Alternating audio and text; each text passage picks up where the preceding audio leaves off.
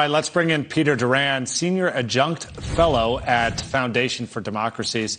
Good to see you. Let's get your take on what we just heard from Secretary Burgum about the latest conflict here in Iran, essentially equating them to the Somalian pirates holding the world's economy hostage. What do you think? Well, I think that's a great way to put it. Let's remember from the start here, Alex, we have a terrorist state that continues to want to remain just that.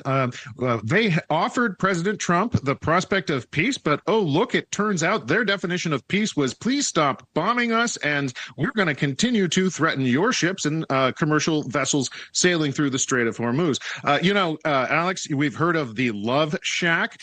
We have now seen President Trump brand a new term in military parlance, the love tap. Unfortunately, I think we're going to have to see more military activity around the strait until and unless this regime understands that it can no longer threaten ships the way it's been doing. Yeah, I suppose it's cool to be someone that coins a term, but do you think that's a fair way to point out what's happening right there between the U.S. and Iran? Love taps. I mean, we know that he still says that the ceasefire is in place, but it seems as if there is, military activity still happening from both sides.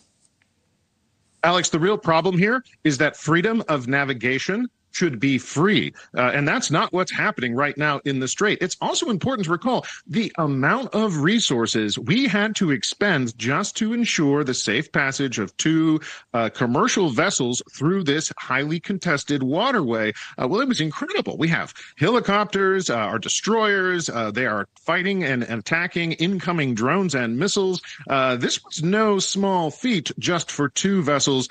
And that's where the IRGC is really playing its strongest card. Until and unless we have ship owners and other businesses decide, yeah, it's safe enough for our vessels to go through, they're going to need to have those escorts by America's Navy. The amount of military power we have to bring to bear to change this dynamic is really where I think the next phase of these negotiations go. And we can think of it as fighting while talking, Alex. What message does it send to the president at this time when a 14-point peace proposal goes to the desk of Iranian authorities and the president essentially alludes to the fact that he expects a response in 48 hours and still we're 24 hours beyond that deadline and still no word from him?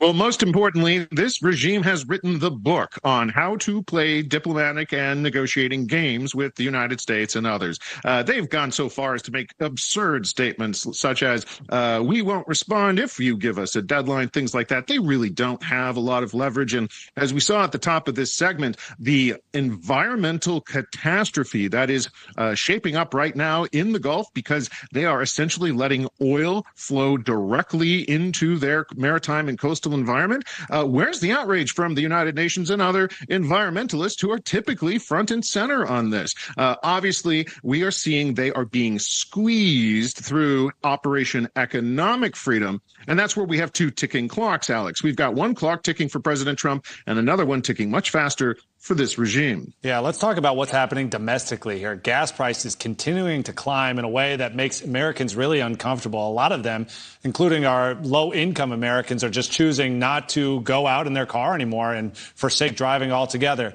Do we make enough energy here at home to make up for that gap in the market? And how do you think Americans are feeling at this time with this conflict continuing to draw out while gas prices continue to climb?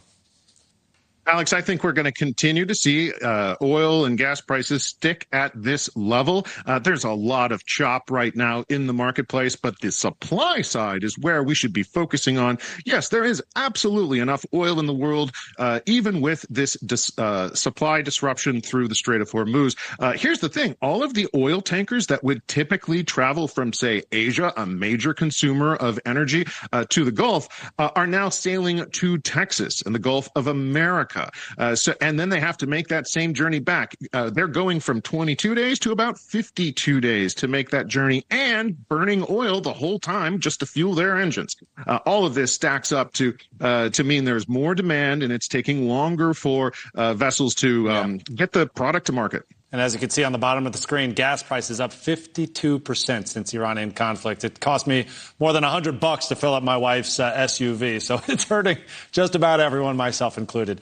Adjunct Fellow at Foundation for Democracies, Peter Doran. Thank you very much, Peter.